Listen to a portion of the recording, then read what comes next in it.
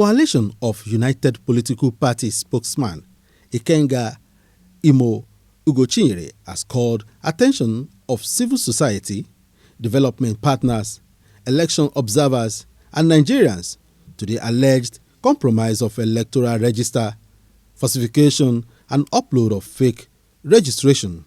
Addressing pressmen, Ugochinyere alleges that there are lots of plots to sack INEC chairman through courts. He therefore calls on INEC to reassure Nigerians that the election have not already been determined, while demanding that the commission makes categorical comments towards the protection of the sanctity of the ballot and restore confidence of Nigerians in the electoral process. We have called you today because we have secured the documents to back up claims that we have uncovered a well-orchestrated grand compromise of the electoral register, falsification and upload of fake registration, move to nullify the use of the bimodal voter accreditation system BVAS machine, complete takeover of INEC and the removal of its chairman from office, and traceable offences of rigging the 2023 general election.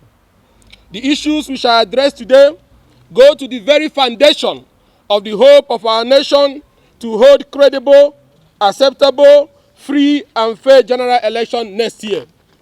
About 4 months ago, we intercepted credible intelligence about the grand design of the APC to compromise the 2023 general election and deny Nigerians their sovereign right to freely choose their leaders.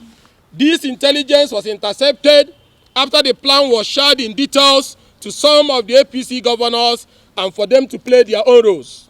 We laid in wait, collected our hardcore evidence and proof, and today we believe that Nigerians deserve to know the kind of party that is running the affairs of our nation. During the just ended continuous voter registration exercise, from our intelligence, some of the APC control states had access, I repeat, had access to INEC registration machines and conducted their own registration process. This time, not with human beings, they used hundreds of thousands of computer-generated photos and faces, passport photographs, calendars, photo albums, and in fact, any human face they could lay their filthy hands on, including the country and including outside the country and especially Africa. So I tell you, we have here documentary evidence to show you. We have here documentary evidence to show you that what these people have done. We shall make them available to you so that you will see for yourselves. Gentlemen, let us explain to you that what these people did. These machines were to be located in various government houses or other designated places in the 22 states of the APC that were involved. They had trained personnel who were able to use only one fingerprint to register hundreds of thousands of persons. They had access into the system, and this fake registration have all passed through successfully into the database.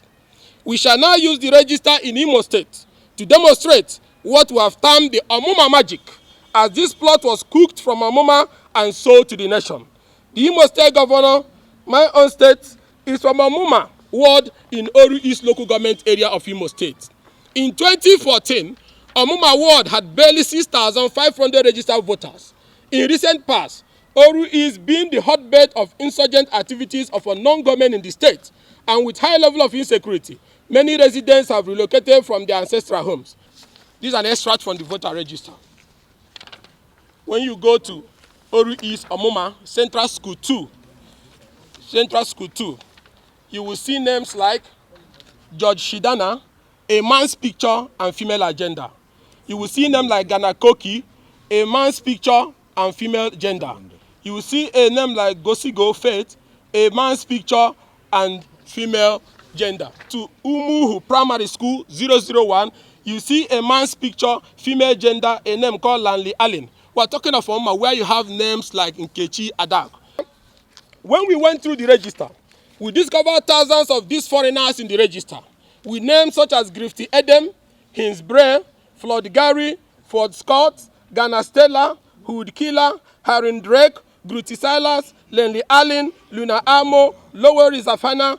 Further, Faces that are obviously quite old are seen with date of birth like 1990, 1993, 2000, 2002. You will also find obviously female names such as Rebecca, Jane, Gloria, Mary, Felicia against male photos, and also see photos of women wearing hijab yet answering village names in Omuma in thousands.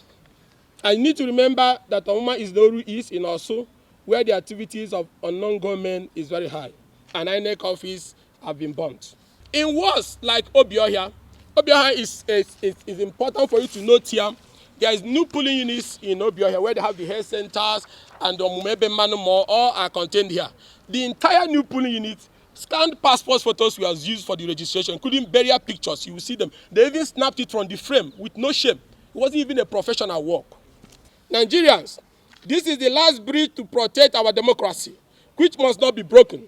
This should be the red line that these men must not be allowed to cross. We therefore call on the civil society, development partners, election observers, the media, and indeed all men of goodwill to stand up and stand with us and defend Nigerian democracy. Gentlemen, the plot did not just start, and you can also connect the dot better when you listen again to the recent boastful comment of APC governors about the 2023 general election. We have exposed their plans.